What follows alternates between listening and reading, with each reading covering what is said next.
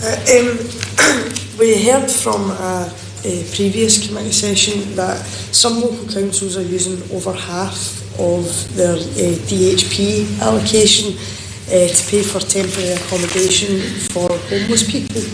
Is this something that's appropriate?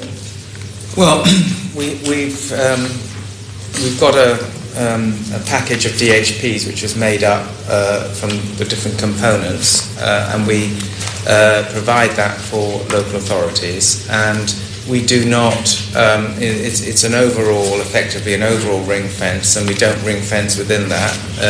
And there's some things, there's a whole series of ways that they can spend that money in the housing context. So this is up to local authorities, but we do monitor it where the spend is, and there may be a few councils which are doing that, but overall, the spending, we know what it's going for. It doesn't seem to be in bulk from the figures that we've got going to anything like that proportion for TA.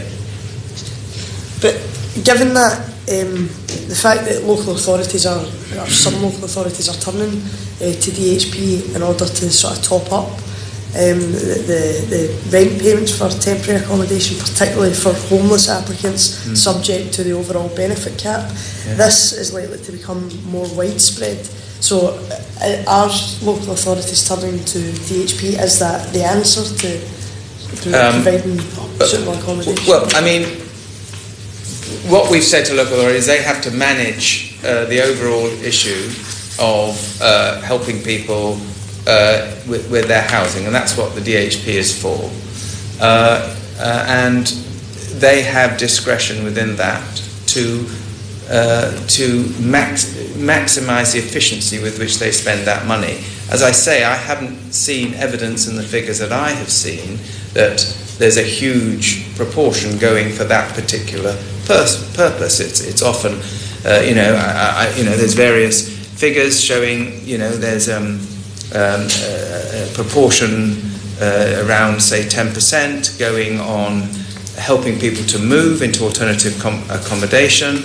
There's a good element, almost a third, to help with short-term costs while you move again into alternative accommodation. That might be within that context. Helping while people move into look for employment. So we can see all these in this survey. We can see where all these monies are, and I haven't seen a huge figure, or it's not evident that there's a huge figure across the piece for what you're saying. So there may be occasional councils, and it may be absolutely the right thing for those particular councils to be spending their money on. Okay.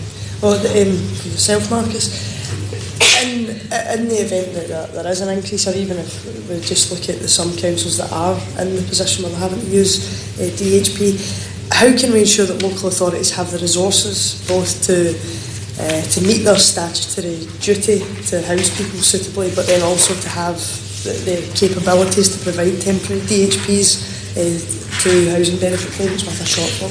Well, I think I would start that answer by saying that I agree with Lord Freund that this is part of the mix of how we help people and stop them from becoming homeless. £800 million, which is an increase actually, £800 million has been committed across this Parliament for DHP.